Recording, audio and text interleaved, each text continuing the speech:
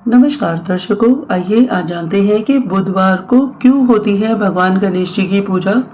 आइए जानते हैं भगवान गणेश जी के जीवन से जुड़े हुए कुछ रोचक प्रसंग। तो जैसा कि हम सभी को पता है कि भगवान गणेश जी का स्मरण किसी भी मंगल कार्य का आरंभ करने से पहले किया जाता है। माना जाता है कि अगर आपके किसी काम में बार बार बाधा आ रही है या विघ्न उत्पन्न हो रहा है तो भगवान गणेश जी का नाम लेना चाहिए। इससे आपके कार्यों में आने वाली बाधा हट जाती है। तो भगवान गणेश जी को तो मंगल और समृद्धि का देवता माना जाता है, किंतु क्या कारण है कि बुधवार के दिन भगवान गणेश जी की पूजा की जाती है? तो आइए जानते हैं। भगवान गणेश जी की पूजा बुधवार के दिन करने से एक कथा जुड़ी हुई है। माना जाता है कि माता पार्वती ने जिस दिन भगवान गणेश जी को निर्मित किया था। अब यहाँ पे निर्मित करने का अर्थ ये है कि हम सभी को मालूम है कि एक दिन जब माता पार्वती स्नान करने के लिए नदी के किनारे जा रही थी, तब उन्होंने अपने ही हाथों से मिट्टी से रगड़-रगड़ के जो मैल उतारी, उस ही मिट्टी से उन्होंने एक छोटा-सा पुतला बना दिया और उसमें जान फूँक दी। और उसके बाद जब शिवजी ने उस पुतले को देखा तो उसका नाम रखा गणेश। तो वहाँ पर बुद्धदेव भी उपस्थित हुए। बुद्धदेव ने जब छोटे से विनायक के दर्शन किए तो उन्होंने प्रसन्नता पूर्वक शिवजी से पूछा कि इस छोटे से बच्चे का क्या नाम है? तो शिवजी ने कहा कि अरे भाई, ये मेरे सारे ही जो गण हैं उनका नरेश है, तो उसका नाम गणेश है। तो इस पर बुद्धदेव ने प्रसन्न होकर अपना दिन, यानी कि जो बुध ग्रह का दिन बुधवार है, वो ही गणेश जी को समर्पित कर दिया।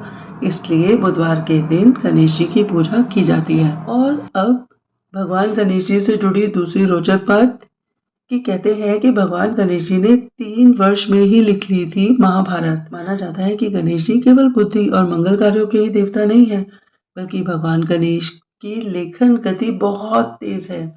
यही कारण है कि वेद व्यास ने महाभारत को लिखने के लिए गणेश जी को चुना था।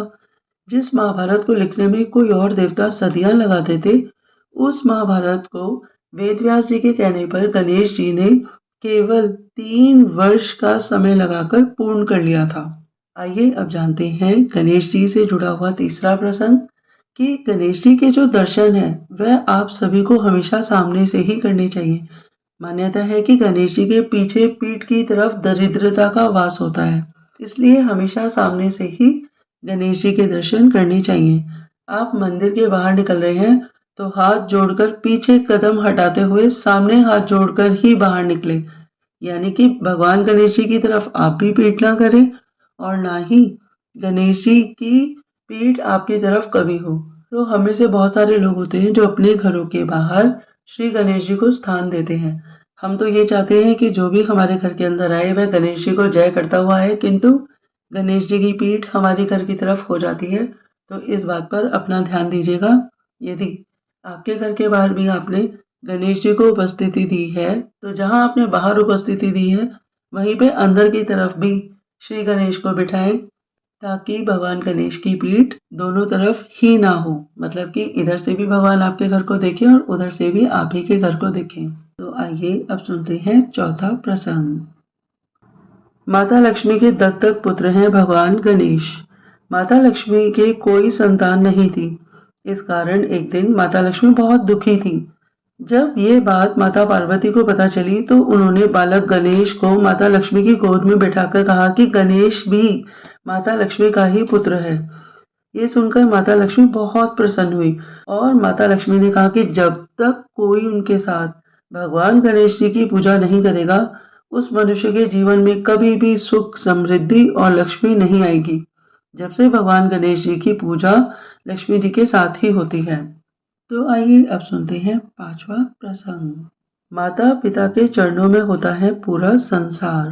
भगवान गणेश जी के जो बड़े भाई हैं उनका नाम है कार्तिकेय, और कार्तिकेय और श्री गणेश दोनों ही शिवजी और पार्वती के पुत्र हैं। तो एक दिन कैलाश पर्वत पर पार्वती माता और शिवजी ने कहा कि इन दोनों में से जो भी हमें प्रेम करता होगा, सबसे ज्यादा अधिक प्रेम करता होगा, वह संसार का एक पूरा चक्कर लगाकर सबसे पहले हमारे पास लौट आएगा। बस बात सुनने की देर थी कि दोनों बच्चों में जो कार्तिकेय है वह सबसे पहले ही संसार का चक्कर लगाने के लिए निकल गए, किंतु गणेश जी तो वहीं पर अपने ही माता पिता शिवजी और पार्वती के चक्कर काटने लगे। और जब थोड़ी देर बाद ही कार्तिकेय पूरे संसार का चक्कर काटकर लौट कर आए तो उन्होंने देखा कि अरे गणेश जी तो वहां से गए ही नहीं थे। तो उन्होंने अपने माता पिता से कहा कि देखो, अब तो मैं ही जीत गया हूँ, क्योंकि मैंने पूरे संसार का भ्रमण किया किंतु गणेश तो यहाँ से गया ही नहीं।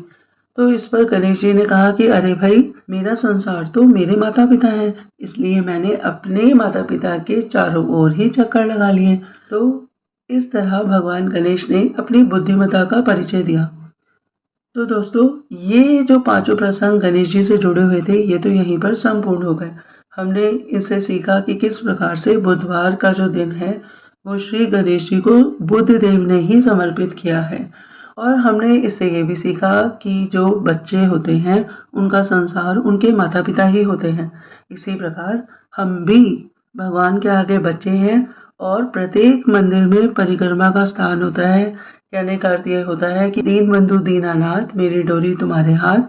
तो हम भी क्या करते हैं, भगवान के आसपास ही परिक्रमा करते हैं कि प्रभु, हमारी डोरी हमेशा और हमेशा आपके ही हाथ है।